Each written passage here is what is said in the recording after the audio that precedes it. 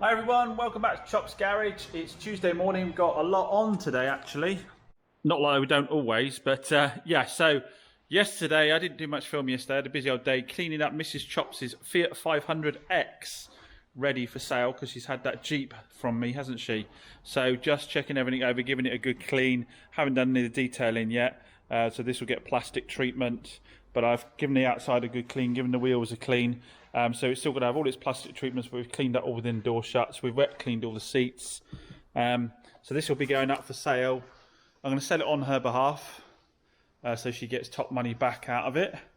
And yeah, it's what's this? 20? I think it's taking this to 20,000 miles now. 1.6 Eco Torque engine. She's going to take the number plate off onto her other one. It's been a cracking little car. It absolutely has. People witter on about Fiat reliability. This thing never let us down over 2 years.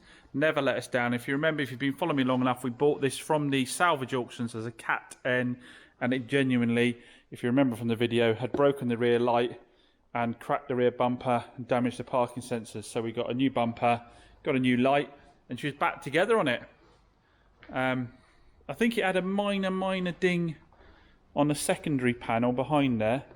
It was still Cat N, but you're talking about, you know, a little ding sort of that big in just, I think, just underneath the life fitting. Nothing's structurally wise. Obviously, it wasn't structurally damaged because it was Cat N, which is non-structural. As I always say, guys, we got the car a lot cheaper because of that. And if you are looking at a 2000, I think it's 2016, isn't it? If you're looking at a 2016 car, the odds of it having had a bumper painted or something like that is very, very high.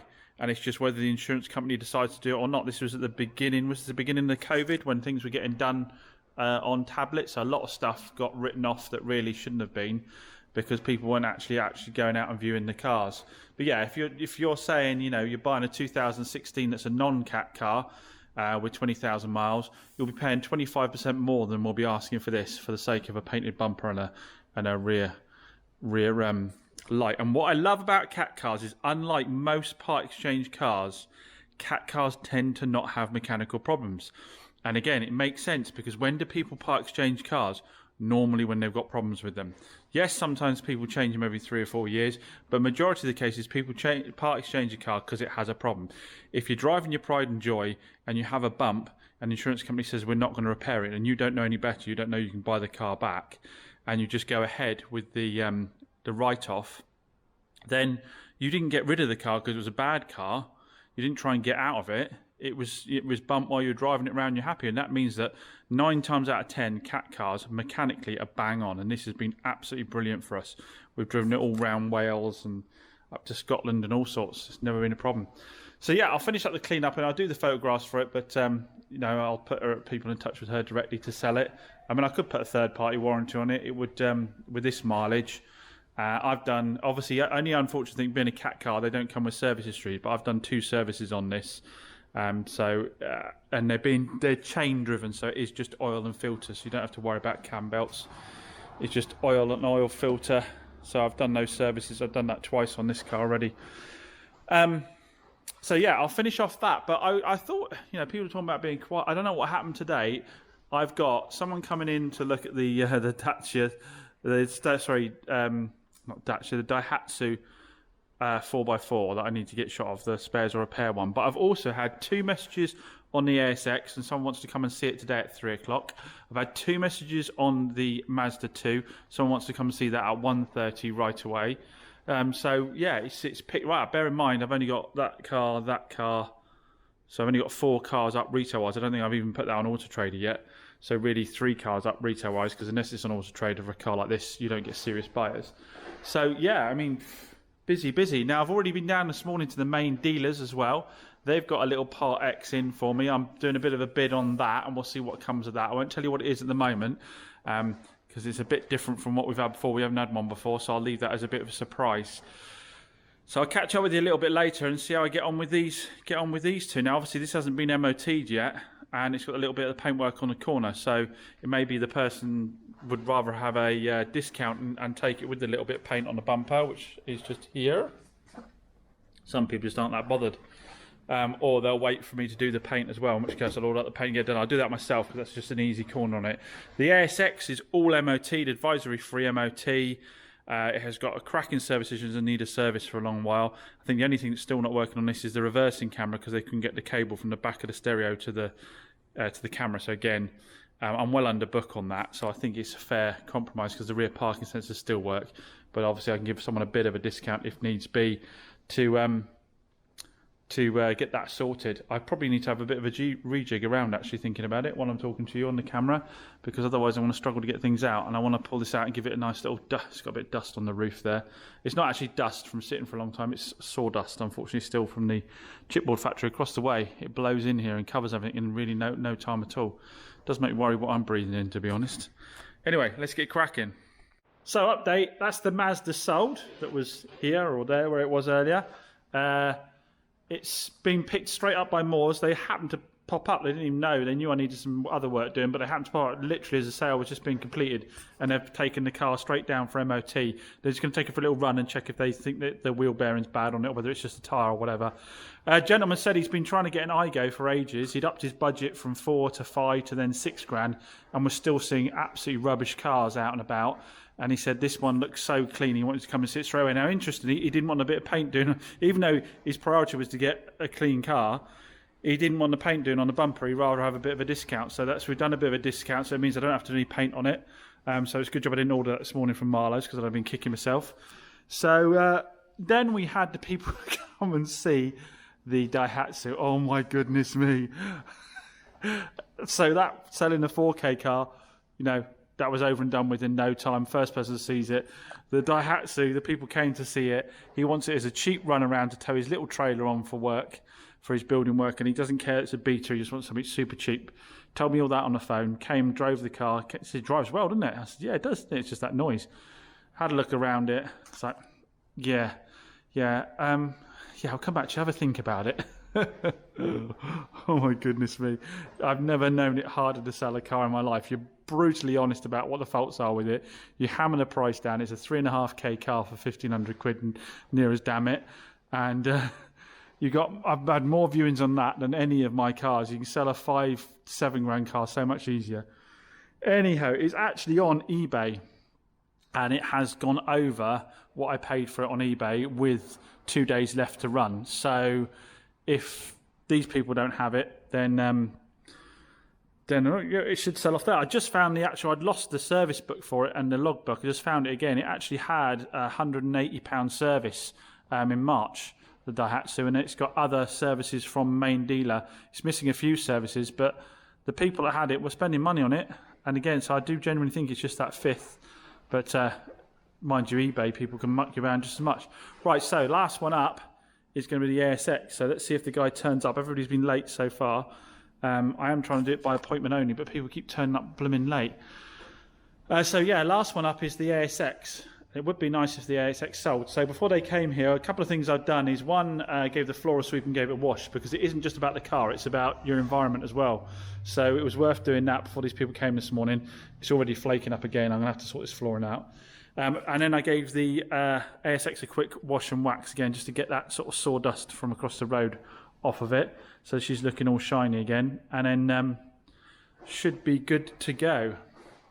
And when they bring the Mazda back, the Volvo is going to go down to Moores, and it's going to have an MOT.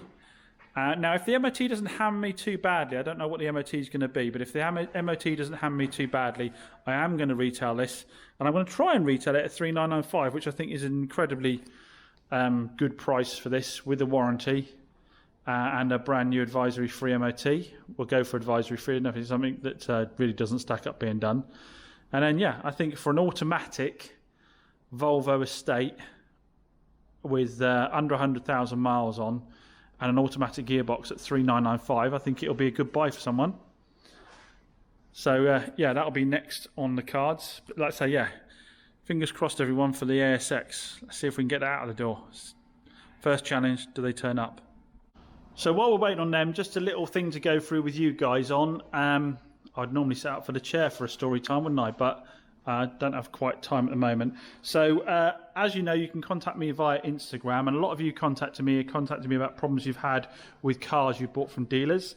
So I had this one in this week from Matthew. I thought it would be a good one to share. Obviously I won't give the surname or any particular details, but he's just basically letting me know that he'd recently bought a 2012 Hyundai Veloster Sport with 103,000 miles on it. He bought it in February. Shortly after getting the car, he started to notice a few noises that progressed over the next few months. He took it to his mechanic, and his mechanic came back and said the near side wheel bearing was worn and noisy. The rear discs and pads were worn. The near side brake caliper was bent inwards. The cabin filter was completely clogged. And the total cost of repair was going to be over £300. So obviously he wasn't particularly pleased.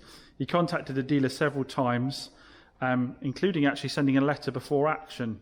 But the dealer's been ignoring him. So he came to me to ask me what my thoughts were on this one. He said he was aware that there are fair wear and tear items that aren't included, but he wasn't really clear on what fair wear and tear was. Because he says every component can eventually wear out, which is true to say. He's done 7,000 miles in it, and it is a 10-year-old car. So like he says, he does appreciate that some of it is wear and tear. But he was asking me pretty much what I thought was fair in this situation. Now, this is a bit of a difficult one, and I'll explain why.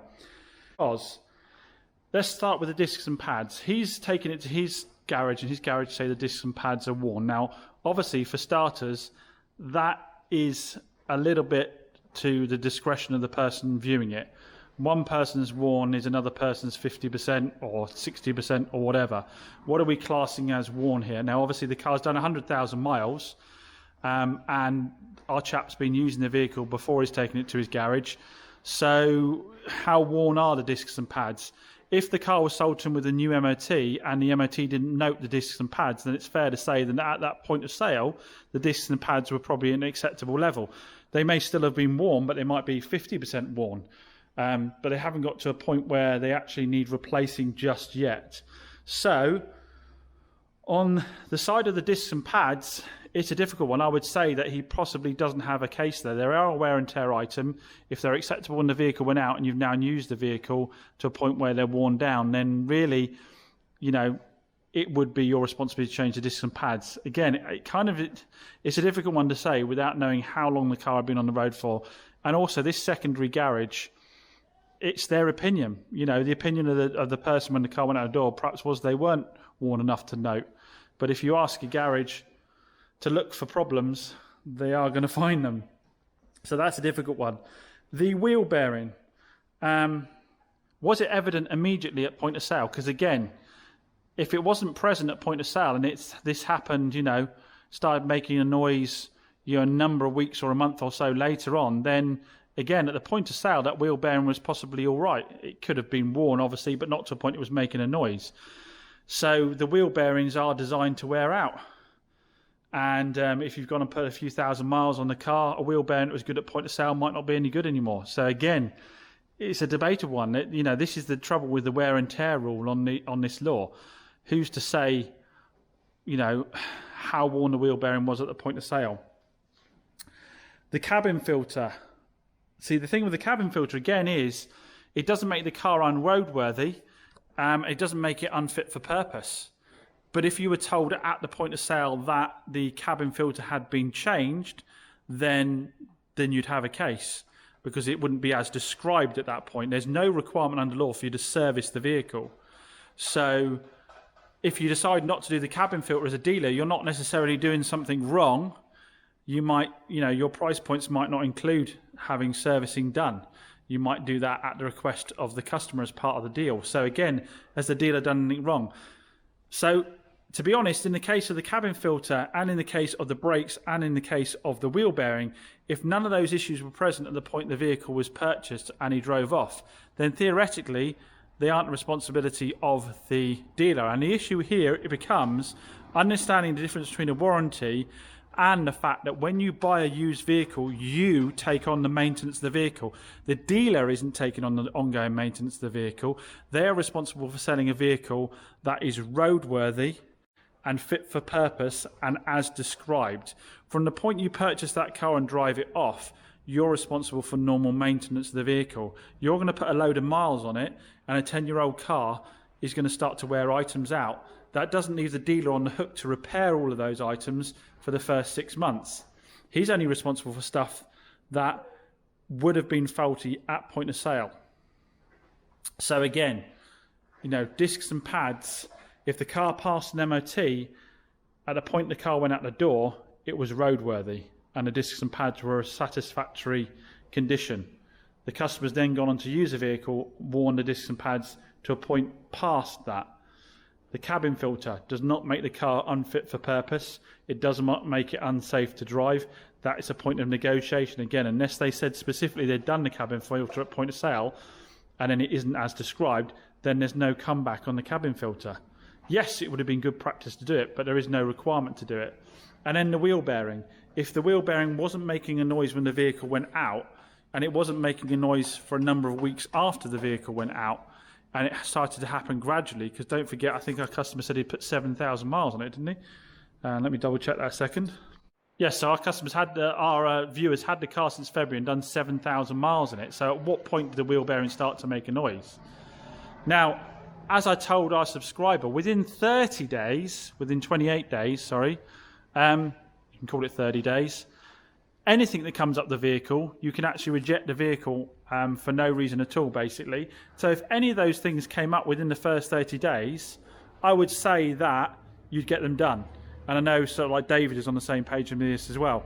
So if it's within 30 days, you could say, well, I've discovered the cabin filter's clogged up. I'm not very happy about that. I want to return the car because the air conditioning is not working properly. That's fine. Wheel bearing's making a noise. It's within 30 days. Fine. Discs and pads, I've had a look at them and someone says that they are worn. Now again, that one's a bit more difficult because if I took a look at the discs and pads and they were 50% worn, I'd say, well, no, they're 50% worn. It's fine. They've got more life left in them yet. But obviously if they were down to wear markers, then they need to be done. So within 30 days, our subscriber would probably have the rights to have any of those things done. But it depends, as I said, how long it took before these things started to make themselves present. And it's obviously 7,000 miles in that time. The vehicle was being used quite a bit. But this is the problem with the law. It is very unclear. It says that the dealer has to prove the fault did not exist at point of sale, but the fair wear and tear isn't included. But it's just so much to the discretion of the person. Anyway, so yeah, keep these coming in. I'm always happy to give you my advice. It's not legal advice because I'm not legally trained. It is just my experience as a dealer. And I'm not always going to tell all of you what you want to hear, I think. In this case, perhaps I'm not telling our subscriber what they want to hear because obviously, ideally, what happens is it all gets fixed at somebody else's cost. But I think the key thing to remember here is when you buy the vehicle from the dealer is not taking on the maintenance of that vehicle. He's responsible for selling you something that's fit for purpose without any existing faults that haven't been highlighted. From the point you start to use that vehicle, you take on the maintenance of that vehicle. From the point you drive that vehicle away and start using it in earnest every day, you take on the responsibility of the maintenance. And that means you are, despite having bought the car from a dealer, going to have to replace components.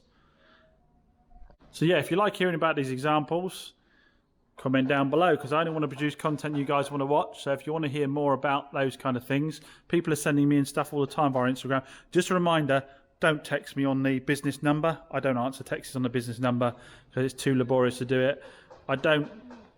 Emails get lost. If you want to contact me, send me a message on Instagram because that's an easy one for me to answer you on. And like I say, more than happy to give my advice, but not legally trained, so it's only my opinion. Now, this is the point, of course, where the smart Alex jump in and say, well, anything can be wear and tear on a vehicle, so what's the point in buying from a dealer at all? You might as well buy it privately and do the fixes yourself.